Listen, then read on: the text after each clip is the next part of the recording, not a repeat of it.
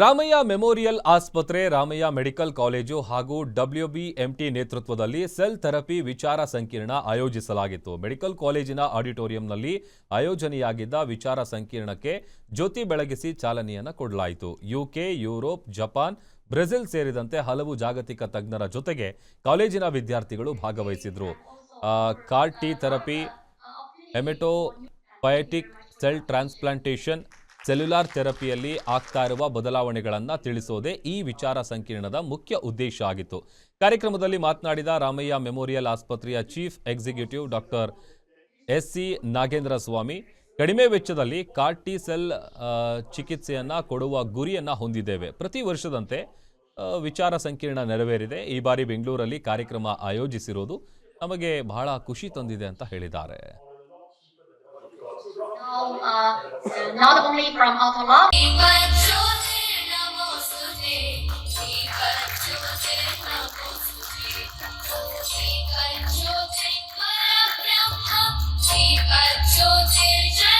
This to me. You have all.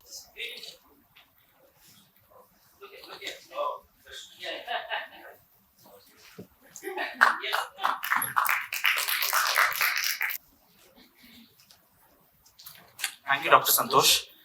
Now we will proceed with the inaugural program. ಈ CAR-T cell ಅಂತ ಏನು ಹೇಳ್ತೀವಿ ಅದು ಹೊಸ ಆವಿಷ್ಕಾರ.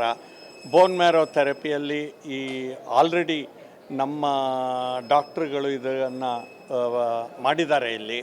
ಇದನ್ನು ಇನ್ನೂ ತುಂಬ ಜನಕ್ಕೆ ಕಡಿಮೆ ವೆಚ್ಚದಲ್ಲಿ ತಲುಪಿಸಬೇಕು ಅನ್ನೋ ದೃಷ್ಟಿಯಿಂದ ಈ ಸೆಮಿನಾರ್ನಲ್ಲಿ ಹೊಸ ಹೊಸ ವಿಚಾರಗಳು ಬರುತ್ತೆ.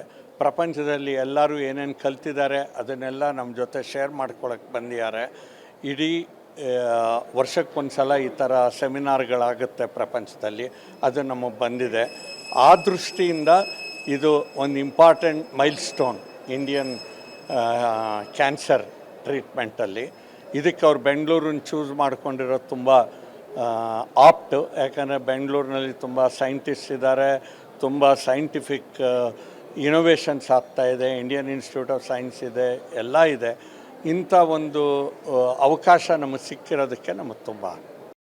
And will provide the opportunity to improve knowledge and to take care of patients, even the low-income patients, even those who don't have the resources to travel outside of India. Top academic institutions can create a network, national and international, to advance medicine and to advance cell therapy and cancer therapy worldwide.